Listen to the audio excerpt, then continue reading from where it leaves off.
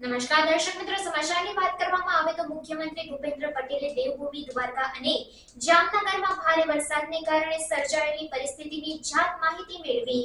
છેલ્લા 3 દિવસથી ગુજરાતમાં, સૌરાષ્ટ્ર અને દક્ષિણ ગુજરાતમાં ભારેથી અતિ ભારે વરસાદ વરસી રહ્યો છે, જેના કારણે અનેક ગામડાઓમાં પાણી ફરી વળતા લોકોને મોટી હાલાકીનો સામનો કરવો પડ્યો છે. ઘરો અને દુકાનોમાં પાણી ભરાઈ જવાને કારણે મોટું નુકસાન સહન કરવાનો વારો આવ્યો છે. ત્યારે મુખ્યમંત્રી ભૂપેન્દ્રભાઈ પટેલે દેવભૂમિ દ્વારકા અને જામનગર જિલ્લામાં ભારે વરસાદને કારણે સર્જાયેલી પરિસ્થિતિની જાત માહિતી મેળવવા મુખ્ય સચિવ રાજકુમાર સાથે અસરગ્રસ્ત વિસ્તારોનું હવાઈ નિરીક્ષણ કર્યું હતું.